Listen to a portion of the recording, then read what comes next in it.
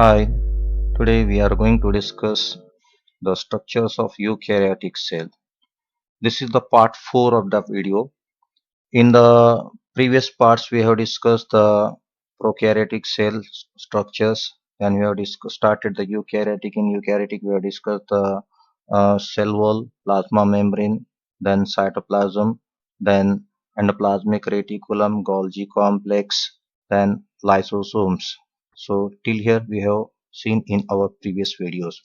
Now the further structures we are going to continue in this video.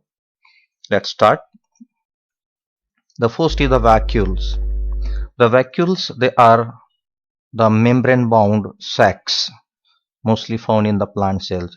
यानी ये तो single membrane से बने होते हैं और एक पाउच जैसे स्ट्रक्चर्स जो कि ज़्यादातर हमको प्लांट सेल में मिलेंगे. एनिमल सेल में अगर प्रेजेंट है तो ये बहुत कम होते हैं और बहुत छोटे साइज के होते हैं. Mostly they are very few in number and very smaller in size. लेकिन प्लांट में जब भी हम देखते हैं प्लांट सेल में ये दो से किसी में तीन और परमानेंट होते हैं. और इनकी खास बात है कि कुछ सेल में तो ये इतने बड़े होते हैं कि उस सेल का 90% हिस्सा ये खुद कवर कर लेते हैं. इसलिए ऐसे वैक्यूल को आप यहाँ फोटो में देखो, ये बहुत बड़ा वैक्यूल है, बीचों बीच है, जिसकी वजह से न्यूक्लियस और बाकी सब चीजें एक साइड में सरका दी गई. इसे कहते हैं सेंट्रल वैक्यूल. ये 90% स्पेस उसने उस वॉल्यूम को एक्वायर कर लिया. अब वैक्यूल सिंगल मेम्ब्रेन है और ये एक मेम्ब्रेन जो इस पर लगाई गई वो सेमी परमिएबल मेम्ब्रेन होती है. इस सेमी परमिएबल मेम्ब्रेन को यहाँ टोनोप्लास्ट बोलते हैं. अब ये टोनोप्लास्ट का काम क्या है? बाहर इसके साइटोप्लाज्म है, आप देखिए कि बाहर इसके साइटोप्लाज्म है और अंदर कुछ और फ्लूइड है. अंदर जो इसके फ्लूइड है, वैक्यूल का फ्लूइड, उसे सेल सैप बोलते हैं. सैप का मीनिंग समझना है तो जैसे कि कोई जूस. ओके, तो ये सेल के अंदर अपना उसका एक जूस होता है जो किसी चीज को स्टोर कर रखने का काम करता है.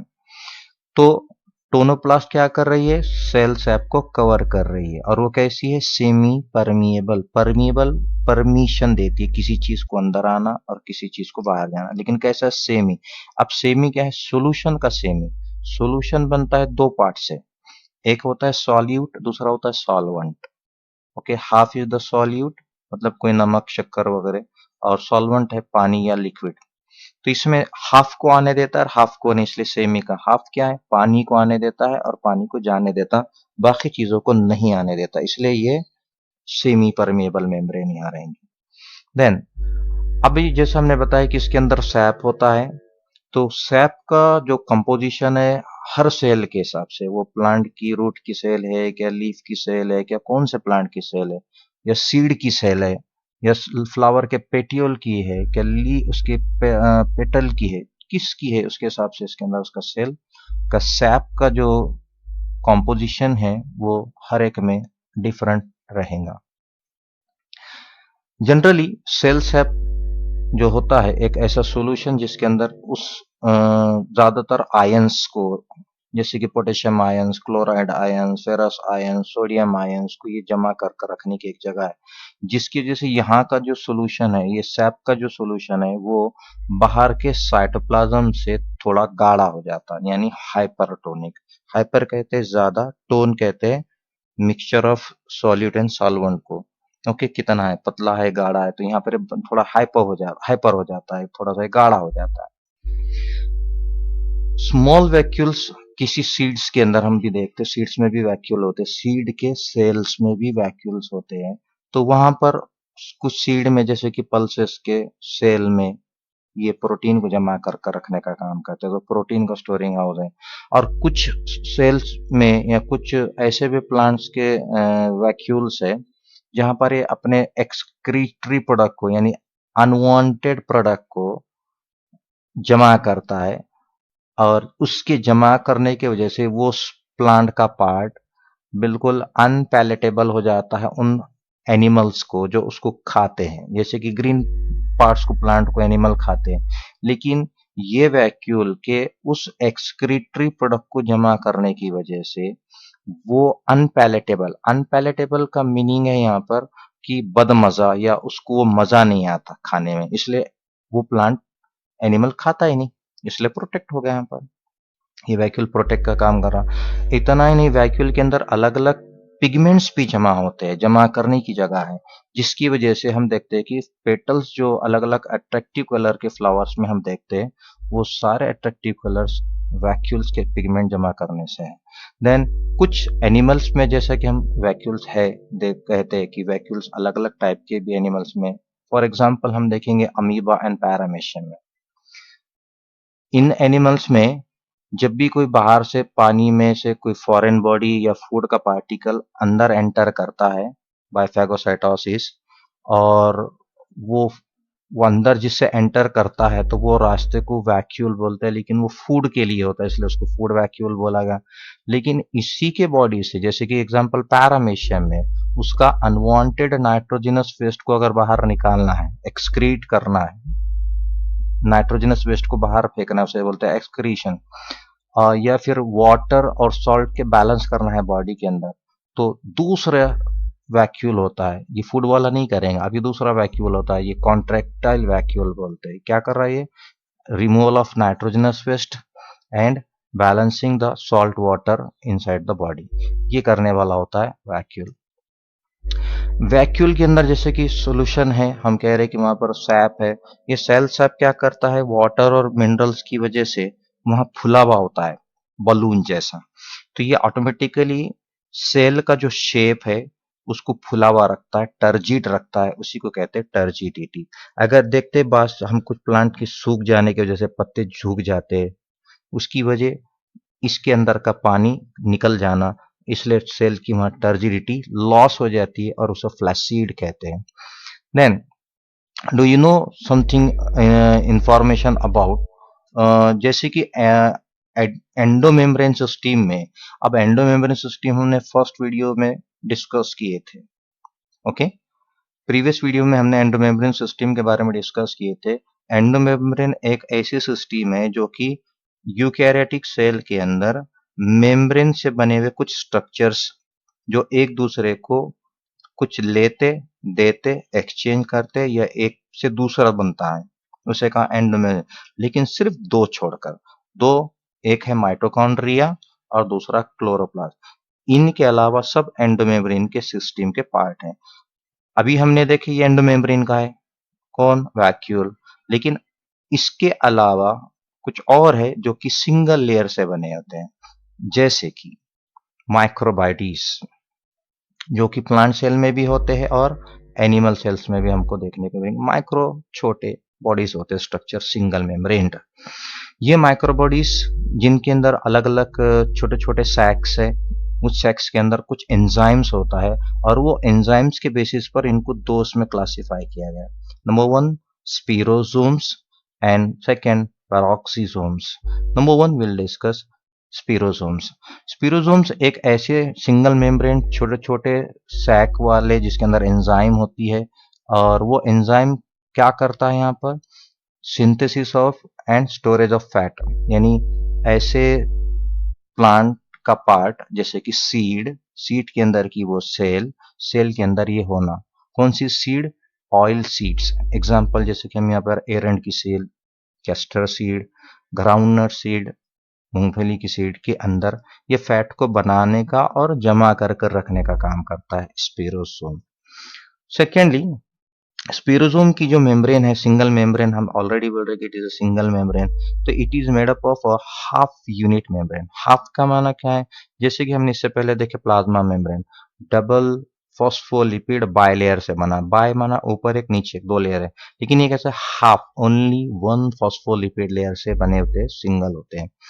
दूसरा वाला है पैरोक्सीसोम। द पैरोक्सीसोम के अंदर भी एंजाइम होता है, लेकिन इसमें दो अलग अलग एंजाइम दो अलग अलग काम करते हैं।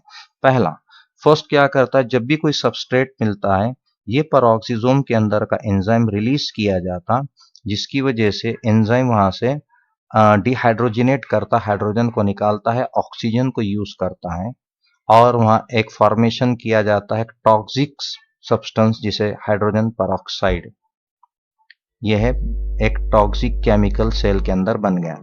लेकिन फौरी उसी के अंदर एक और दूसरा एंजाइम होता है जो इस टॉक्सिक हाइड्रोजन पेरोक्साइड को फिर कन्वर्ट करता इनटू द वाटर मॉलिक्यूल। तो पहले क्या होगा, फर्स्ट एंजाइम ने एक सबस्ट्रेट से हाइड्रोजन परऑक्साइड को बनाया, टॉक्सिक को, और वहां से फिर ये रिमूव कर कर उसको कम टॉक्सिक या वाटर फॉर्म कर दिया जाता है। जनरली परऑक्सीजोम्स एग्जाम्पल हम देखेंगे लीवर सेल के अंदर, जो अल्कोहल होता है उसको वो टॉक्सिक अल्कोहलिक सब्सटेंस को कन्वर्ट करते हैं, जो कि वहां लीवर सेल के अंदर एक डिटॉक्सिफिकेशन हमने प्रीवियस वीडियो में भी देख चुके हैं। नेक्स्ट सेल ऑर्गेनेल जिसका नाम है ग्लाइऑक्सिजोम, जो भी एक मेम्ब्रेन बाउंड सेल ऑर्गेनेल है, जिसके ऊपर भी एक मेम्ब्रेन लगी होती है और अंदर इसके भी एंजाइम्स पाए जाते हैं। लेकिन ये जो ग्लाइऑक्सिजोम्स है, ये एक ऐसा एंजाइम इसके अंदर होता है जिसकी वजह से फैटी एसिड को कन्वर्ट किया जाता है शुगर में। जनरली हमको ग्लाइऑक्सिजोम उन सेल्स में मिलता है जिसमें जर्मिनेटिंग सीड्स की सेल्स, अब जैसे मटकी वगैरह जब हम रखते हैं तो जर्मिनेट होती है, अब उस पर तो कोई रूट भी नहीं है और शूट भी नहीं है, पत्ते भी नहीं है, उनको एनर्जी की जरूरत होती है, फोटोसिंथेसिस अभी स्टार्ट भी नहीं हो, तो उनके अंदर जो स्टोर्ड फैट होता है उस फैट को ये ब्रेक करते हैं उस एंजाइम से स्टार्च में, और उसको यूज करते हैं अपनी एनर्जी के लिए, सेल डिवाइड के लिए। तब तक करते हैं जब तक वो फोटोसिंथेसिस स्टार्ट नहीं करते। तो वो है ग्लाइऑक्सिजोम का इंपॉर्टेंट रोल वहां पर। Next an important cell organelle called mitochondrion. Singular में उसे माइटोकॉन्ड्रियन बोलते हैं और प्लूरल अनेक वचन में उसे माइटोकॉन्ड्रिया कहा जाता है। ओके, हम सिंगल का देख रहे इसलिए सिंगुलर वर्ड देख रहे हैं। इसका काम है to be the part of aerobic respiration. अब यहाँ वर्ड आया respiration. Respiration is nothing but the biochemical process in which the complex food is broken down into stepwise manner to release high amount of energy and the waste products। तो एक ऐसा process जिसमें जो photosynthesis में बनाया हुआ food को तोड़ा जाता है, उससे एनर्जी निकलती है, उस निकली हुई एनर्जी से एटीपी बनाए जाते हैं, और यहाँ पर एटमॉस्फेरिक मोलिकुलर ऑक्सीजन को यूज किया जाता है, इसलिए उसे कहा एरोबिक, यानी यूज ऑफ ऑक्सीजन किया जा रहा है, और ये माइटोकॉन्ड्रिया के प्रेजेंस में किया जाता है। माइटोकॉन्ड्रिया प्रोकैरियोटिक सेल में तो नहीं होता क्योंकि ये डबल मेम्ब्रेन है और वहां नहीं होता है। आरबीसी यूकैरियोटिक सेल होने के बावजूद भी इसमें नहीं होता क्योंकि मैच्योर आरबीसी में मैक्सिमम हीमोग्लोबिन रखना है, इसलिए माइटोकॉन्ड्रिया को निकाल दिया जाता है। शेप ऑफ द माइटोकॉन्ड्रिया, हर एक सेल के, ब्रेन की सेल का माइटोकॉन्ड्रियन, मसल सेल का माइटोकॉन्ड्रियन, किडनी सेल का माइटोकॉन्ड्रियन, हर एक, या फिर प्लांट सेल का माइटोकॉन्ड्रियन, या किसी और एनिमल का माइटोकॉन्ड्रियन, जैसी सेल वैसा उसका शेप बदलते जाएगा, कहीं पर ओवल शेप, कहीं पर स्पेरिकल शेप, कहीं पर स्पाइरल शेप, एक्सेट्रा एक्सेट्रा।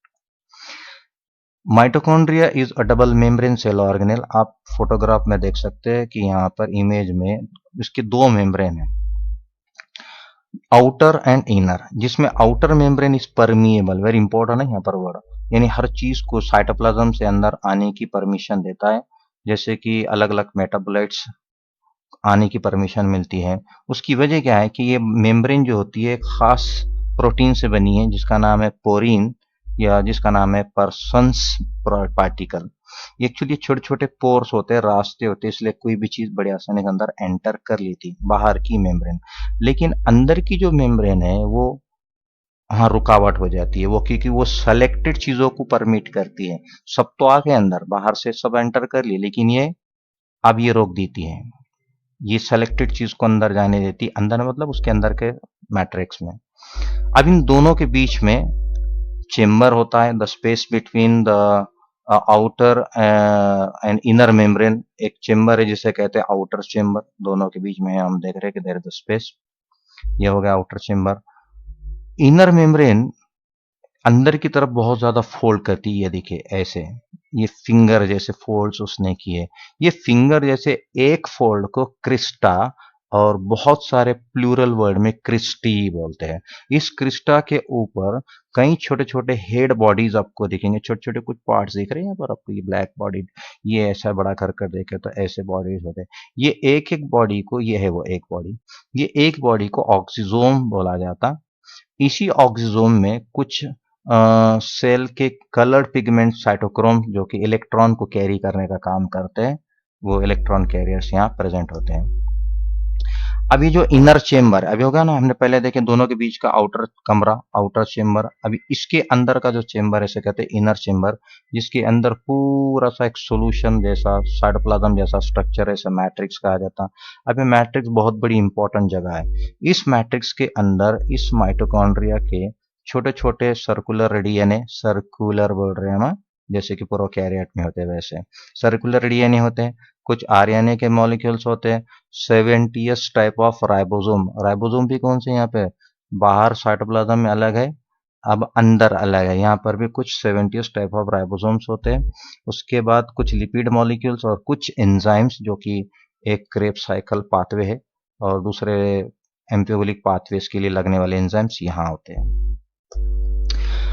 सबसे इंपॉर्टेंट जो इसमें हमने क्रिस्टोफर देखे थे कि ऑक्सीजोम स्ट्रक्चर्स होते हैं, तो ऑक्सीजोम को F1 F0 पार्टिकल भी बोला जाता है।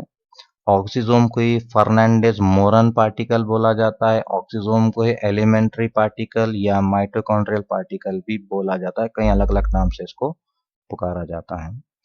एक पार्टिकल ऑक्सीजोम में पार्ट्स है उसके, एक होता ऊपर जैसा हेड जैसा स्ट्रक्चर और दूसरा नीचे उसकी डंडी से स्टॉक, और ये फुट वाला पार्ट बेस होता है जो कि इसकी मेम्ब्रेन में लगा दिया जाता है। अब ये ऊपर का जो पार्ट है हेड वाला, जिसे हम F1 या लॉलीपॉप हेड बोलते हैं, एक्चुअली ये मैट्रिक्स के अंदर होता है क्योंकि अंदर की तरफ है। और फुट वाला रीजन जो कि अंदर क्रिस्टा में लगाया गया, आउटर चेम्बर के अंदर आता है, मेम्ब्रेन में एम्बेड कराया गया है। हेड जो है इसमें सबसे इंपॉर्टेंट है। हेड का काम है, वहां पर एक एंजाइम होता है उसमें, एटीपी सिंथेटेज नाम का एंजाइम। किसमें है वो? इसमें एटीपी सिंथेटेज, जिसकी वजह से एटीपी बनाने का काम करता है। लेकिन वहीं अगर ये फुट की बात करते हैं तो इसके अंदर H+ आयंस, प्रोटॉन को पास करने का एक चैनल, एक रास्ता होता है। देन ऑक्सीजोम्स का काम होता है प्रोटॉन को पंप करना, यानी H+ आयन को निकाल कर बाहर पंप कर कर छोड़ना, और दूसरा एटीपी बनाना के दो काम, यहाँ एटीपी बनाना, यहाँ पर प्रोटॉन को पंपिंग करना। Then next cell organelle, mitochondria बहुत इंपॉर्टेंट था। अब उसके बाद एक दूसरा सेल ऑर्गेनेल वो भी एक बहुत ही इंपॉर्टेंट है, प्लास्टिड। माइटोकॉन्ड्रिया और ये प्लास्टिड, ये दोनों भी एंडो मेम्ब्रेन सिस्टम का पार्ट नहीं है, अलग है। प्लास्टिड को देखेंगे। प्लास्टिड भी डबल मेम्ब्रेन वाली एक स्ट्रक्चर होती है, जिसके अंदर भी डीएनए सर्कुलर होता है, प्रोकैरियोट की तरह आरएनए के मॉलिक्यूल्स होते हैं, और प्रोकैरियोट की तरह ही 70 टाइप ऑफ राइबोसोम भी होते हैं। प्लास्टिड्स काफी बड़े साइज के होते हैं, बड़े आसानी से हमको अपना सिंपल जो लाइट माइक्रोस्कोप होता है उसमें बड़े आसानी से दिख जाते हैं। प्लास्टिड्स को क्लासिफाई किया गया है on the basis of the pigments, उनमें कौन से पिगमेंट्स है उसके हिसाब से नाम रखे गए। पहला वाला है ल्यूकोप्लास्ट, दूसरा है क्रोमोप्लास्ट, तीसरा है क्लोरोप्लास्ट। हम तीनों को डिटेल में देखने वाले। ओके, पहला वाला ल्यूकोप्लास्ट। अब ल्यूको का वर्ड का मीनिंग निकलता है, ल्यूको मीन्स व्हाइट, कलरलेस। प्लास्ट मतलब प्लास्टिड से वर्ड आया, तो कलरलेस वाला, तो इसमें कोई भी पिगमेंट नहीं होता, इसलिए इसमें कलर नहीं। इसके भी शेप अलग अलग होते हैं, साइज अलग अलग होते हैं। इसका काम है, पिगमेंट तो नहीं है लेकिन एक कुछ चीज को जमा कर रखता है, न्यूट्रिएंट्स को जमा करता है। प्लांट जो बना रहा है उसके न्यूट्रिएंट्स को जमा कर रखने के सेल्स के उस प्लास्टिड को ल्यूकोप्लास्ट बोलते हैं। ठीक है, तो क्या जमा करता है? जैसा जमा करता है वैसा उसका नाम रखा गया। देखिए, पहला, अगर वो स्टार्च को जमा कर रखता है तो उसे कहा अमाइलोप्लास्ट। अगर वहां पर वो ऑयल को जमा कर रखता है उसे कहा इलायोप्लास्ट। अगर वो प्रोटीन को जमा करता है तो उसे कहा एलियोरोप्लास्ट या प्रोटीनोप्लास्ट के नाम से पुकारा जाता है। ये हो गया नंबर 1 प्लास्टिड, ल्यूकोप्लास्ट। सेकेंड है क्रोमो। क्रोमो का वर्ड मीनिंग निकलता कलर्ड प्लास्टिड, यानी ऐसे प्लास्टिड जिसके अंदर कलर पिगमेंट्स। कौन से पिगमेंट? Red, yellow, orange. ये तीनों कलर के पिगमेंट्स है, जिसके वजह से पिगमेंट्स एक्चुअली पिगमेंट्स है कैरोटीन है, ज़ैंथोफिल, और कलर्स ये दिखते हैं। जैसे कि हम देखते हैं कि कैरोट के अंदर होता है, वहां से बना कैरोटीन, ज़ैंथोफिल। ये red, yellow and orange colour generally they give the colours to the flowers and colours to the fruits. इनके वजह से फ्लावर के येलो, ऑरेंज और रेड कलर हमको देखने को मिलते हैं। यह है क्रोमो, कलर्ड।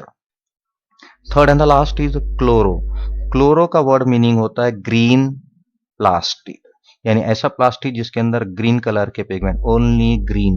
अभी प्रीवियस में हमने देखे यहाँ रेड था, येलो था, ऑरेंज, ग्रीन था नहीं, यहाँ है ग्रीन। ये ग्रीन वाला सेपरेट है। ये जनरली पूरे प्लांट सेल्स में रू जो भी हम रहेगा कलर ग्रीन कलर का वहाँ पूरे अलगी मेंबर्स में, यूग्लिना में एक्सेट्रा सब जगह ये प्रेजेंट है। हम इसको डिटेल देखेंगे। क्लोरोप्लास्ट का शेप जैसे कि रिबन शेप, स्पाइर वगैरह में हम देखें जैसा रिबन होता है ना, बिल्कुल वैसा रिबन शेप होता है। कहीं पर जो है तो ओवल है, स्पेरिकल है। इसका साइज भी सब में अलग अलग है, किसी में छोटा है, किसी में ओवल है, कहीं डिस्कॉइड है, किसी में बहुत ज्यादा है, किसी में एक है। यहाँ शेप भी अलग अलग है, साइज, नंबर, शेप चेंज होते रहता है। क्लोरोप्लास्ट जनरली ग्रीन रीजन्स में प्लांट के, अब रूट अक्सर ग्रीन नहीं होता, यंग स्टेम ग्रीन होता है, मैच्योर होने के बाद नहीं होता, ब्रांच पर होता है, पेटियल पर होता है, कैलिक्स होता है, लीफ होता है, ये ग्रीन है। यहाँ जहां भी ग्रीन है, जनरली लीफ में मीजोफिल का जो पार्ट होता है वो मैक्सिमम ग्रीन होता है, इसलिए वहां ज्यादातर क्लोरोप्लास्ट हमको मिलते हैं। शेप किसी में लेंस जैसा है, किसी में ओवल है, किसी में स्पेरिकल है, किसी में डिस्कॉइड है, किसी में रिबन जैसा है, हर एक में अलग अलग शेप रहेगा। नंबर भी जैसे कि क्लैमिडोमोनास नाम का एक अलगी है, अलगी सिंगल सेलुलर अलगी जिसके अंदर एक ही प्लास्टिड होता है बस, दूसरों में तो बहुत ज्यादा होते हैं। दूसरों में किसी में 20 से लेकर 40, एक मीजोफिल सेल में कम से कम ये पूरा एक प्लास्टिड है, ये एक पूरा क्लोरोप्लास्ट, ऐसे 20 से लेकर ऐसे 40 एक सेल में बढ़ रहे हैं, पूरे प्लांट में नहीं बढ़ रहे हैं, एक सेल में आते हैं। देन प्लास्टिड यानी क्लोरोप्लास्ट, दे आर पिगमेंट तो होते हैं इनमें, ग्रीन कलरिंग पिगमेंट तो होते हैं, लेकिन इसके साथ ही साथ कुछ एंजाइम्स भी होते हैं जो कि फोटोसिंथेसिस करते वक्त शुगर बनाने के लिए लगते हैं। अगर हम डिटेल स्ट्रक्चर ऑफ क्लोरोप्लास्ट देखते हैं तो ये डबल मेम्ब्रेन होता है, आप देख रहे हैं यहाँ पर, ये एक मेम्ब्रेन है, दूसरी एक मेम्ब्रेन है, जिसमें से इनर मेम्ब्रेन बाहर की मेम्ब्रेन से थोड़ी कम परमिएबल होती है। हमने माइटोकॉन्ड्रिया में भी कुछ ऐसा ही देखे। अंदर का जो साइड है, इनर मेम्ब्रेन के अंदर का जो साइड है, जिसके अंदर बहुत सारे और छोटे छोटे मेम्ब्रेन सैक, मेम्ब्रेन वाले छोटे छोटे पाउच, ये दिख रहा है, ग्रीन कलर की एक, ग्रीन कलर की दूसरी, ये तीसरी, सो ऑन। ये एक जो है, एक डिस्क है, इसे थाइलाकॉइड बोलते हैं। ये थाइलाकॉइड को ऐसा लगाया गया कि बिल्कुल एक स्टैक्स, एक के ऊपर एक के ऊपर एक के ऊपर एक लगाया गया। इसे जब ये पूरा लगता है तब उसे एक स्ट्रक्चर को हम ग्रैनम बोलते हैं, और ऐसे बहुत सारों को ग्रैना कहते हैं। हर ग्रैनम दूसरे ग्रैनम से कनेक्ट होता है, इंटर कनेक्टेड होता है, एक स्ट्रोमा से गुजर रहा है, स्ट्रोमल लैमेली, इसे फ्रेट भी बोलते हैं, इसे इंटरग्रैनल लैमेली भी बोलते हैं, अलग अलग नाम से पुकारा जाता है। अब अंदर जो सबसे इंपॉर्टेंट है वो मैट्रिक्स, यह मैट्रिक्स को स्ट्रोमा पुकारा जाता है। अब ये मैट्रिक्स के अंदर डीएनए है, आरएनए है, अलग अलग एंजाइम्स है जो कि फोटोसिंथेसिस के डार्क रिएक्शन के लिए जरूरी होते हैं। और कुछ important and some interesting, there is a theory called endo-symbiote theory. In this endo अंदर, सिम्बायो दो चीज मिलकर, अब देखो दो वर्ड कैसे बना, यहाँ पे एंडो इनसाइड, सिम्बायोट यानी मिलकर रहना। अब क्या है, दो सेल ऑर्गेनेल जिसको हमने अभी पढ़े, एक था माइटोकॉन्ड्रियन, दूसरा है क्लोरोप्लास्ट, ये दोनों भी डबल मेम्ब्रेन है, दोनों में भी डीएनए है सर्कुलर, दोनों में भी 70 टाइप ऑफ राइबोसोम है, दोनों अपनी कॉपी सेल्फ डुप्लीकेट कर सकते हैं।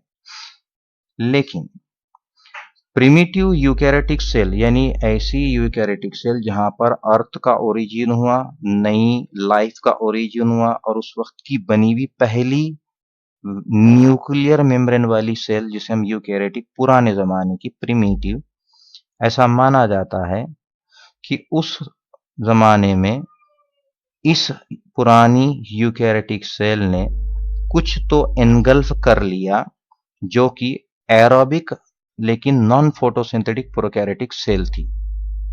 किसको लिया उसने अपने अंदर, एक छोटी सी सेल जो कि प्रोकैरियोटिक मतलब जिसमें circular DNA 70s type of ribosome, लेकिन वो क्या करती थी, एरोबिक कुछ तो ऑक्सीजन यूज कर कर रिएक्शंस करती थी। ओके, उसने उसको अपने अंदर समा लिया, अपने अंदर निगल लिया। एनगल्फ का मतलब क्या हुआ, उसे अपने अंदर ले लिया। अब एनगल्फ करने के बाद वो जो मेहमान गेस्ट अंदर आया, वो आकर वहां रहने लगा और उस सेल के बाकी चीजों से एक अच्छा रिलेशन, सिम्बायोटिक, दोनों लिविंग मिलकर रहने लगे उस एक सेल के अंदर। ठीक है, दोनों रहने लगे, कई साल निकल गए, उनके कई सेल्स डिवाइड होकर वैसे कॉपीज तैयार हुए। उनमें से इवोल्यूशन के in the course of evolution, जब इवोल्यूशन हो रहा था, उनमें से कोई एक सेल ने शायद और एक दूसरे स्ट्रक्चर को, दूसरे प्रोकैरियोटिक सेल को निगल लिया, जो कि फोटोसिंथेटिक था। अब क्या है यहाँ पर, उसने अब फोटोसिंथेटिक प्रोकैरियोट को एनगल्फ किया गया। अब जैसे यहां पर क्या हुआ, एक सेल के अंदर दूसरा सेल एग्जिस्ट कर रहा है, को एग्जिस्टेंस, दो चीजें मिलकर रह रहे एक के अंदर, इसलिए कहा एंडो, अंदर, सिम्बायंट, दो मिलकर रह रहे, SIM union, bio living, inside, together, living, इसलिए इस थ्योरी को कहते हैं एंडोसिम्बायंट थ्योरी। तो अब हमको देखने को मिलता है कि वही दोनों मिलकर अब साथ में रह रहे, कोएग्जिस्टेंस कर रहे हैं। अब वहीं यूकैरियोट के अंदर हमको क्लोरोप्लास्ट भी देखने को मिल रहा और माइटोकॉन्ड्रिया भी देखने को मिल रहा। नेक्स्ट है ribosomes. The ribosomes are protein factories. ये एक्चुअल जगह होती है जहां प्रोटीन प्रोडक्शन का काम किया जाता है, इसलिए प्रोटीन फैक्ट्रीज कहा गया। ये किसी भी सेल के जेनेटिक इंफॉर्मेशन को यूज करते हैं, उसको डिकोड, रीड करते हैं और वहां पर प्रोटीन बनाने में काम करते हैं। सबसे पहले इस राइबोसोम को 1953 में पैलेड नाम के साइंटिस्ट ने, जब वो इलेक्ट्रॉन माइक्रोग्राफिक स्टडी ऑफ की सेल की कर रहा था, तो वहां कुछ उसको पार्टिकल ऐसा कुछ तो भी एकदम गहरे डार्क डेंस पार्टिकल्स दिखे, जिसका नाम राइबोसोम रखा गया। केमिकली जब राइबोसोम को देखा गया तो वो दो चीजों से बना है, इंपॉर्टेंट है, आगे इसमें काम में आने वाला है। पहला है राइबोसोमल आरएनए, क्योंकि राइबोसोम का RNA, and ribosomal protein, ribosome के अंदर के प्रोटीन, इसलिए राइबोसोमल आरएनए, ये है राइबोसोमल आरएनए, और ये प्रोटीन के मॉलिक्यूल राइबोसोमल प्रोटीन। राइबोसोम के बाहर कोई कवरिंग नहीं है, ये सबसे इंपॉर्टेंट है। These are amembranous structures, no membrane is present around. ये यूकैरियोटिक सेल, अब क्योंकि हम यूकैरियोट का देख रहे हैं, यूकैरियोटिक सेल के माइटोकॉन्ड्रिया में भी है लेकिन 70s होता है, प्लास्टिड में भी है 70s होता है, और बाहर के साइटोप्लाज्म में भी है जो कि 80s होता है। 70s 80s type of ribosomes are present. Cytoplasm में हम देखेंगे। अब साइटोप्लाज्म के अंदर हम देखते हैं कि कुछ राइबोसोम वो फ्रीली होते हैं और कुछ राइबोसोम एंडोप्लाज्मिक रेटिकुलम के सरफेस पर, कुछ न्यूक्लियस के सरफेस पर लगाए जाते हैं। तो फ्री एंड बाउंडेड दो टाइप के यहाँ पर है। ये दोनों भी स्ट्रक्चर हम देखेंगे तो स्ट्रक्चर इनका एक सा होता, कुछ अलग नहीं होता, वो होते हैं एटीएस टाइप ऑफ राइबोसोम। एक राइबोसोम का मॉलिक्यूल जब देखते हैं हम, तो वो दो टुकड़ों से बना है, एक सब छोटा सब यूनिट, बड़ा सब यूनिट। छोटा सब यूनिट 40s से बना हुआ है और बड़ा सब यूनिट 60s से बना हुआ है, और ये दोनों जब होकर सेडिमेंट करते हैं तो वो 80s राइबोसोम हो जाता है। जो राइबोसोम एंडोप्लाज्मिक रेटिकुलम को लगे होते हैं, बाउंड होते हैं, हमने प्रीवियस वीडियो में देखे कि वो एक प्रोटीन को बनाते हैं, उस प्रोटीन को सिक्रेटरी प्रोटीन बोला जाता है। वह प्रोटीन एंडोप्लाज्मिक रेटिकुलम से प्रोसेस होकर जब बाहर निकलता, पिंच ऑफ होकर निकलता है, कहाँ से, ट्रांजिशनल रीजन से बाहर निकलता है, वही आता है गोल्जी बॉडी के सिस फेस में एंटर करता, वहां पर उसको मॉडिफाई किया जाता, कंडेंस किया जाता और उसके बाद वहां से निकाला, ट्रांसफेस से निकाला जाता। तो ऐसे ही पैंक्रियास की सेल, जिसको एसिनर सेल कहते हैं, ये एक एसिनर सेल को बड़ा कर दे। तो यहाँ के जो राइबोसोम है वो कुछ ऐसा ही काम करते हैं और वहां एक सिक्रीशन करते हैं, उस सिक्रीशन का नाम है पैंक्रियाटिक डाइजेस्टिव एंजाइम, यानी डाइजेशन कराने वाला पैंक्रियास का एंजाइम। फ्री वाले जो साइटोप्लाज्मिक राइबोसोम होते हैं, अक्सर ये जब प्रोटीन बनाने का वक्त होता है तो आकर एक चेन बना लेते, पूरे आ जाते, इसे कहते हैं पॉलीराइबोसोम। पॉली मतलब many, ribosome they come and they produce protein. लेकिन प्रोटीन दो टाइप के होते हैं। एक होता है स्ट्रक्चरल प्रोटीन जो किसी भी सेल की वॉल बनाने में यूज किया जाता है। दूसरा होता है कैटालाइटिक प्रोटीन जो कि एंजाइमेटिक रिएक्शन कराता है। तो ये जो प्रोटीन पॉलीराइबोसोम से बनता है वो स्ट्रक्चर वाला नहीं है, वो एंजाइमेटिक रिएक्शन कराने वाला जो कि साइटोप्लाज्म में यूज किया जाता है for breakdown of the sugar.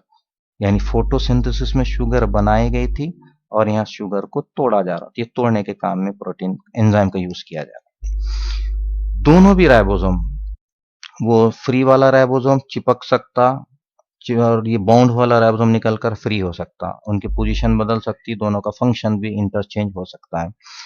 Number of ribosome अक्सर उन सेल्स में ज्यादा होता है जो प्रोटीन्स बनाने में इन्वॉल्व है। यानी जो सेल प्रोटीन सिंथेसिस नहीं कर रही उसमें राइबोसोम का नंबर कम है, और जो काम कर रही है उसमें ज्यादा राइबोसोम को रखा जाता है। तो ये नंबर डिपेंड करता है कि कौन सी सेल है प्रोटीन बना रही है या नहीं बना रही है। Some points you have to remember regarding the ribosome. The ribosomes are the particles जिसके साइज को गिना जाता है in terms called Svedberg unit, उसे गिना जाता है कैपिटल एस, मीनिंग है स्वेडबर्ग। लेकिन ये गिना कैसे जाता? It is measure of sedimentation rate. जैसे कि पानी का ग्लास भरा है, उसमें अगर हम कोई सैंड के पार्टिकल, रेत को डाल रहे हैं, उसमें उसको स्टरिंग कर रहे हैं और कुछ देर के बाद तो पार्टिकल्स नीचे बैठ रहे हैं। पहले बड़ा साइज का नीचे आता, फिर उससे छोटा आता, फिर उससे छोटा आता, उसे कहते हैं सेडिमेंट होना। तो जब यहाँ पर सेंट्रिफिकेशन कराया जाता, अल्ट्रा सेंट्रिफिकेशन कराया जाता, तो गिना गया कि वो जो पार्टिकल्स है, डेंस पार्टिकल साइटोप्लाज्म में है, तो उसका सेडिमेंटेशन कितना है। तो ये गिना कैसे जाता है? फॉर्मूला है पर 1s सेडिमेंटेशन रेट या Svedberg unit equals to 10 to the power of -13 second. अब फॉर एग्जांपल यहाँ देखिए, ये है 60s। अब यहाँ पर वैल्यू को यहाँ डालो, 60s equals to 10 to the power of यानी इसको हम इनटू 60 करो, 60 10 to the power of -60 second, यानी इतना टाइम उसको नीचे आने के लिए, सेटलमेंट के लिए लगा। ये 40s उसको इतना लगा। लेकिन दोनों को चिपका कर देखे तो वो 100 नहीं लगा, उसको 80 10 to the power of -13 seconds लगे। ये है इसका meaning. Okay, then the nucleus, important cell organelle, master cell organelle called as the nucleus.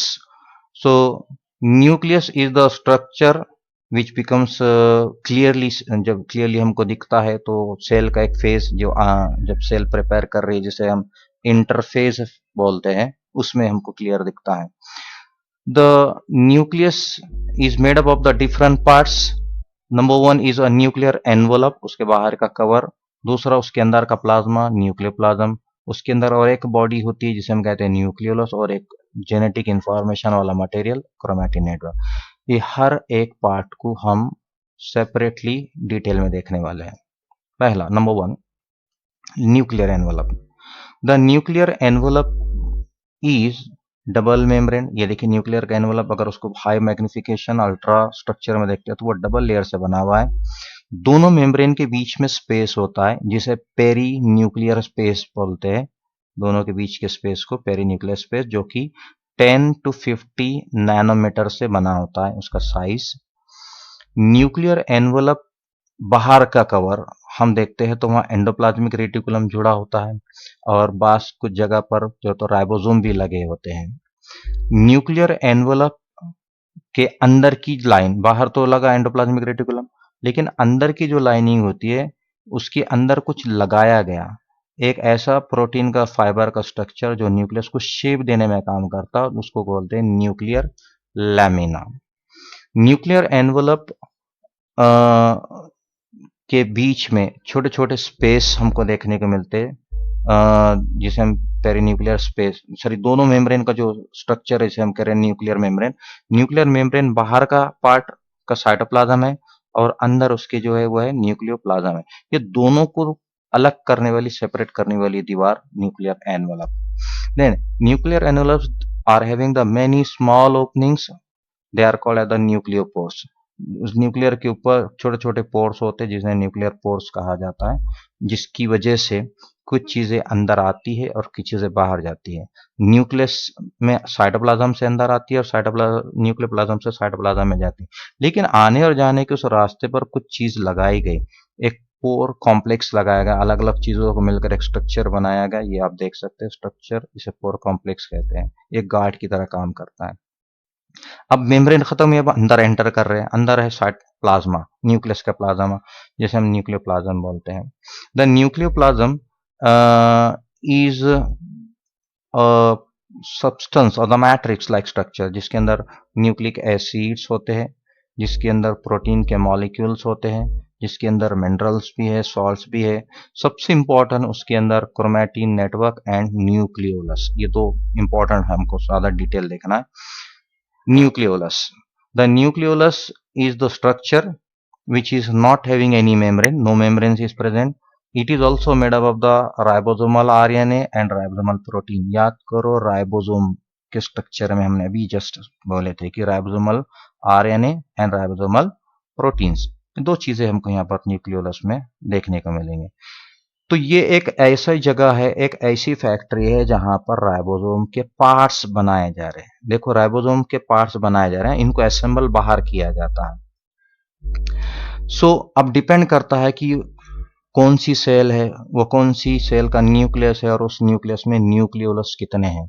किसी सेल में एक ही न्यूक्लियोलस दिया जाता है उसकी एक्टिविटी देखकर, किसी में उससे ज्यादा न्यूक्लियोलस दिए जाते हैं, मैनी न्यूक्लियोलाई दिए जाते हैं। फॉर एग्जाम्पल जैसे कि एक सेल जो होती है काफी इंपॉर्टेंट सेल है, उसमें एक बड़ा सा लार्ज न्यूक्लियोलस दिया जाता, लेकिन वहीं ह्यूमन स्पर्म देखते हैं हम, उसमें इतना छोटा सा न्यूक्लियोलस कि दिखता भी नहीं, उसे कहते हैं इनकॉन्स्पिक्यूअस, नजर भी नहीं आना है, बहुत छोटा है। Then nucleolus they appear as a dense spherical bodies, जहां पर हमको क्रोमैटिन नेटवर्क होता है, क्रोमैटिन नेटवर्क के बिल्कुल पास में एक छोटा सा कुछ तो भी एक डेंस पार्टिकल होता है, जिसे हम न्यूक्लियोलस बोला जाता है। न्यूक्लियोलस के अंदर दो चीजें, दो पार्ट्स बनाए जाते हैं, जिसे कहते हैं राइबोसोम और राइबोसोमल आरएनए, और दूसरा होता है राइबोसोमल प्रोटीन। ये दोनों भी पार्ट्स जो कि बाहर निकाले जाते हैं असेंबल कराने के लिए। ओके, दोनों को बाहर निकाला जाता, असेंबल कराया जाता, और वही साइटोप्लाज्म में राइबोसोम के नाम से पुकारे जाते। ओके, सो स्पेयर पार्ट्स राइबोसोम के कहां बनाए गए, ये न्यूक्लियोलस के अंदर बनाए गए। नेक्स्ट इंपॉर्टेंट मटेरियल जिसे हम कहते हैं chromatin material. This chromatin materials generally this is a genetic information, ये एक जेनेटिक इंफॉर्मेशन होता है, जीन्स वाली इंफॉर्मेशन होती है, और ये क्रोमोसोम की फॉर्म में होते हैं। अब क्रोमोसोम के फॉर्म में जो कैसे होते हैं, जनरली वहाँ डीएनए के मॉलिक्यूल्स होते हैं और उस पर कुछ प्रोटीन्स लगाए जाते हैं। ये जो दिख रहा है ना बॉल जैसा, ये है प्रोटीन्स, और ये जो पीला दिख रहा है ये डीएनए। तो ये प्रोटीन्स और मॉलिक्यूल बनकर बन जाता है एक स्ट्रक्चर, इसे हम क्रोमोसोम कहते हैं। Okay, next in cell which is going the mitotic cell division, या ऐसी सेल जो डिवाइड नहीं करे, नॉन डिवाइडिंग सेल के अंदर क्रोमोसोम वहां पर बिल्कुल जैसे कि कोई नूडल्स लाइक या थ्रेड लाइक स्ट्रक्चर्स होते हैं, काफी सिंपल होते हैं, लॉन्ग थीन होते हैं, इसे कहते हैं क्रोमैटिन नेटवर्क कहा जाता है, क्रोमैटिन मटेरियल कहा जाता है। यही क्रोमैटिन मटेरियल को हम हाई मैग्नीफाई कर जब देखते हैं, अल्ट्रा स्ट्रक्चर देखते हैं, तो वो स्ट्रक्चर में डीएनए होता है। यही देखिए, इसको अगर बाहर निकाल कर हम देखेंगे तो ये एक खींच कर उसको लूज कर देखते हैं तो वहां पर डीएनए होता है, ये प्रोटीन है जिसे हिस्टोन, यही स्ट्रक्चर को यहाँ बड़ा करा हुआ, देखो ये 8 प्रोटीन लगाए गए। ओके, ये हिस्टोन प्रोटीन्स होते हैं और उसके साथ वहां पर नॉन हिस्टोन प्रोटीन्स होते हैं, प्लस वहां पर आरएनए भी प्रेजेंट होता है। ओके, क्रोमैटिन मटेरियल को जब हम देखते हैं तो कुछ जगह पर ये बहुत घना होता है और बाद जगह पर ये लूज होता है। जहां पर हम देखते हैं कि ये लूज होता है, यानी दो प्रोटीन के देखो ये हिस्टोन प्रोटीन काफी फासला है, बीच में कुछ डीएनए दिख रहा है। ये जो डीएनए होता है ये जेनेटिकली एक्टिव होता है, ऐसे रीजन को यूक्रोमैटिन बोलते हैं। और ऐसा रीजन जहां पर ये पैकिंग बहुत, अब यहाँ देखिए पैकिंग कितने बहुत पास पास में है, जिसकी वजह से प्रोटीन्स ही है generally, it contain more protein, और बहुत कम या बहुत लेस डीएनए होता है। ये जेनेटिकली इनएक्टिव होता है, इसे बोलते हैं हेट्रोक्रोमैटिन रीजन। देन न्यूक्लियस के अंदर हम देखते हैं कि जब सेल डिवाइड करने को तैयार करती है तो ये जो क्रोमैटिन नेटवर्क होता है ये कंडेंस करना शुरू करता है, एक दूसरे को पेच मारकर एक दूसरे के प्रोटीन के मॉलिक्यूल बहुत पास पास आते, शॉर्ट होता है, रिड्यूस्ड हो जाता है। जैसी सेल डिवीजन प्रोफेज मेटाफेज पर आ जाता है तो वहां पर क्लियरली क्रोमोसोम इतने ऐसे स्ट्रक्चर्स दिखना शुरू हो जाते हैं, हमको क्रोमोसोम दिखना स्टार्ट हो जाता है क्योंकि ये थिक हो गया, कंडेंस हो गया, and they are having the short thickness, thickening बढ़ जाती है इनकी। Then every species has specific number of chromosome, जैसे कि ह्यूमन में हम देखते हैं कि 46 क्रोमोसोम्स है। दूसरे अगर हम देखते हैं कि एक पूरे न्यूक्लियस के अंदर जो भी इंफॉर्मेशन है, जेनेटिक इंफॉर्मेशन, वो उस ऑर्गेनिज्म की पूरी इंफॉर्मेशन होती है, पूरे जीन्स की इंफॉर्मेशन होती है, इसलिए हेरिडिटी और वेरिएशन में इसका काफी रोल होता है। यही एक जगह है जहां पर डीएनए को बनाने का, आरएनए को बनाने का और राइबोसोम को सिंथेसिस करने का काम किया जाता है। It plays important role in protein synthesis, जो कि हम काफी देर से कह रहे हैं कि प्रोटीन बनाने का काम किया जा रहा है, इसमें इंफॉर्मेशन होती है। किसी भी ऑर्गेनिज्म में या किसी भी स्पेसीज में कांस्टेंट नंबर होते हैं, अगर ह्यूमन वो इंडियन हो, अमेरिकन हो, या किसी भी कंट्री का हो या विलेज का हो, उसमें उतने ही क्रोमोसोम मिलेंगे जितने वो यहाँ पर है। तो ये हमको हेल्प करता है, कोई प्लांट है या कोई एनिमल है या माइक्रोऑर्गेनिज्म, उसकी फाइलोजेनेटिक स्टडीज में कंपैरेटिव स्टडी जेनेटिक लेवल पे करने को यूज किया जाता है। देन ये सारी इंफॉर्मेशन इतनी इंपॉर्टेंट है, इसलिए न्यूक्लियस को मास्टर सेल ऑर्गेनेल बोला जाता है। It's a master cell organelle. Now, the next structure in a eukaryotic cell is a cytoskeleton. The cytoskeleton is the structure which we observed under the electron microscopic study जब कर रहे तो वहाँ हमको ये स्ट्रक्चर देखने को मिलता है।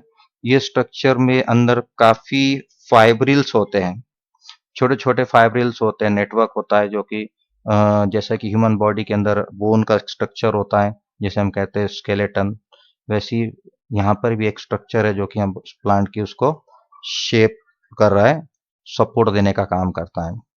ये साइटोस्केलेटन तीन पार्ट से, तीन चीजों से, तीन मटेरियल से बना है। One is a microtubules, second is microfilament, and third is intermediate filament. Okay, number one is a microtubules. The microtubules, they are made up of the protein called tubulin. Okay, it is made up of the protein called tubulin protein. Okay, these are the cytoskeleton is made up of the different three parts, three structures. One is microtubule, second is microfilaments, and third is intermediate filaments. Number one, microtubules. The microtubules, they are made up of a protein called tubulin. Yes, you can see in this image, these are the microtubules. यहाँ पर आप देख रहे हैं, ये है वो cytoplasm के अंदर इनका जाल होता है। दूसरा स्ट्रक्चर जो साइटोप्लाज्म में होता है वो माइक्रोफिलामेंट से बना होता है, ये काफी बड़े में नंबर्स में ज्यादा होते हैं, और एक कॉन्ट्रेक्टाइल प्रोटीन एक्टिन से बने होते हैं। Then the third is intermediate filaments, जो कि एक प्रोटीन से बने हैं, जो फाइबरस प्रोटीन से बने हुए हैं। देखो यहाँ पर कॉन्ट्रेक्टाइल प्रोटीन है, फाइबर्स है, ये सारे यहाँ स्ट्रक्चर्स तीनों मिलाकर वहाँ पर साइटोप्लाज्म में एक नेटवर्क तैयार करते हैं जिसे साइटोस्केलेटन बोला जाता है। ये साइटोस्केलेटन पूरे सेल के शेप को मेंटेन करने में हेल्प करते हैं। अगर कोई सेल मूव करती, कॉन्ट्रैक्शन करती है, उसको वहाँ हेल्प करते हैं। मोबिलिटी में फ्लैजेलम में हम देखते हैं कि कुछ मूव करते हैं सेल, सिंगल सेलुलर होते हैं, मोबिलिटी में हेल्प करते हैं। सेल ऑर्गेनेल्स भी एक जगह से दूसरी जगह थोड़ा बहुत मूव होते हैं तो उनमें हेल्प करते हैं। सेल का जो शेप चेंज होता है उसमें भी हेल्प करते हैं, और सबसे इम्पोर्टेंट सेल डिवीजन में इनका काफी रोल होता है। Then the last but one part or topic of this video is cilia and flagella. These are the fine hair like membrane bound structures, यानी छोटे से सेल के बाहर जब इसका प्लाज्मा बाहर निकलता है, यह है प्लाज्मा का एक्सटेंशन, लेकिन एक्सटेंशन के ऊपर मेम्ब्रेन चढ़ा दी गई। इस मेम्ब्रेन के आउटग्रोथ को सीलिया या फिर फ्लैजेला कहा जाता है। ये दोनों भी वहां पर फ्लूइड मीडियम में एक मूवमेंट करते हैं, रोटेटरी मूवमेंट करते हैं, जिसकी वजह से एक तो किसी पार्टिकल को बाहर फेंकना या फिर एक लोकेशन से दूसरे लोकेशन पे जाना, ये दोनों काम किया जाएगा। Cilia they are very small in size and many in number. एक तो वो छोटे होते हैं लेंथ में और वो बहुत ज्यादा होते हैं, यहाँ देख रहे हैं बहुत ज्यादा छोटे होते हैं।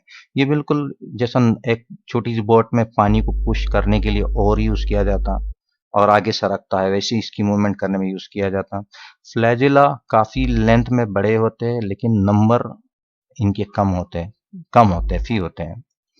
देन फ्लैजिला और सीलिया के अगर हम स्ट्रक्चर को देखते हैं तो प्रोकैरियोटिक के अंदर भी फ्लैजिला था, सीलिया भी थे, लेकिन उनका स्ट्रक्चर और इसका स्ट्रक्चर डिफर करता है। ये सबसे इंपॉर्टेंट है, आपको ऑब्जर्व करना है।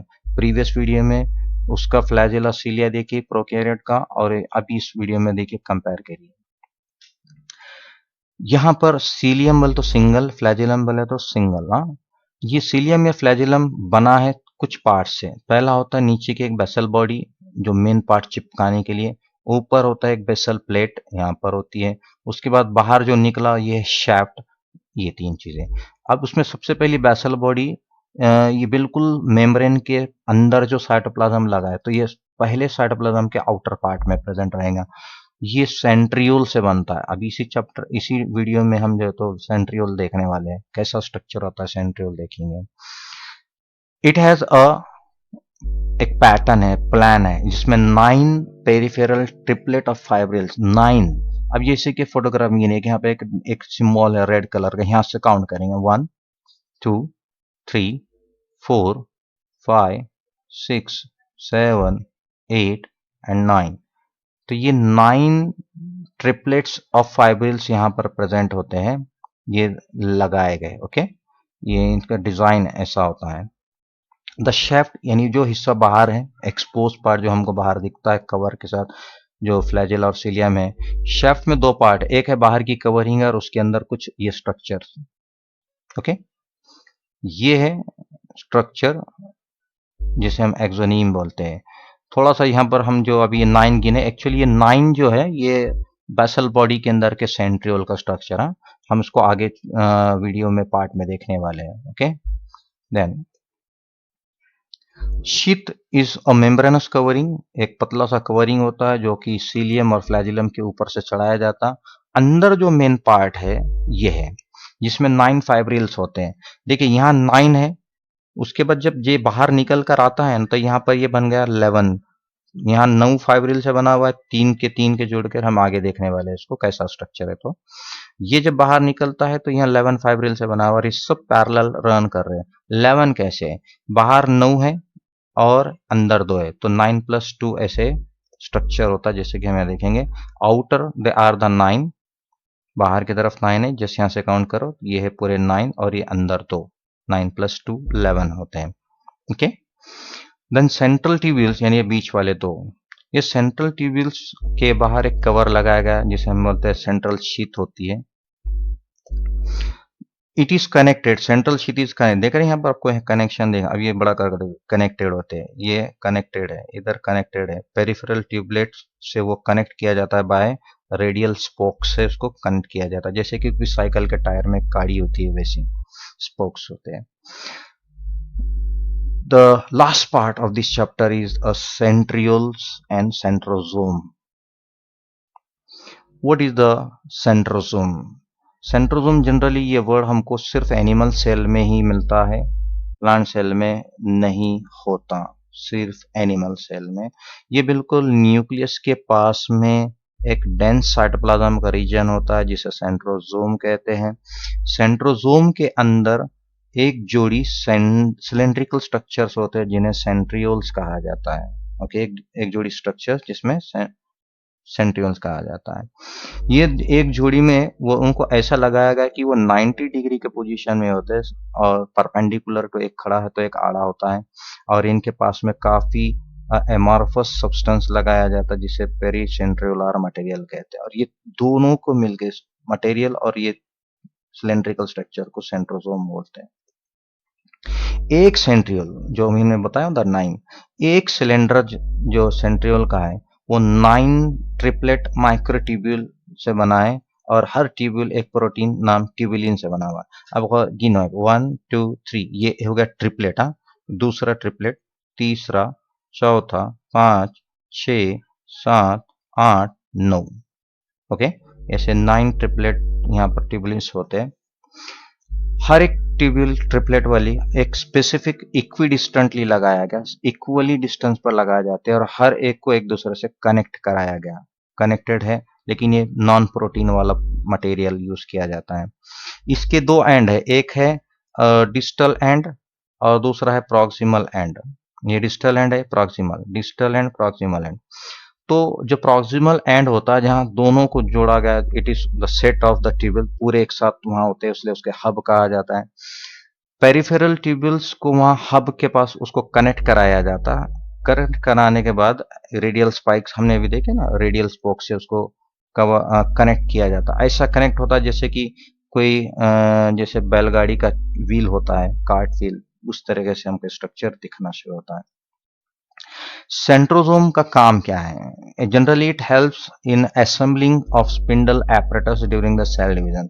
से दिखते हैं आपको सेल डिवीजन में, यहाँ स्पिंडल ये होते हैं, सेंट्रिवल्स होते हैं, दो सेंट्रिवल्स मूव करता है, एक इधर से इधर जाता, और ये स्पिंडल फाइबर्स बनाकर क्रोमोसोम के पोजीशन को अरेंज कराने का काम करते हैं, क्रोमैटिड को डिवाइड करने का काम करते हैं, क्रोमैटिन मटेरियल को।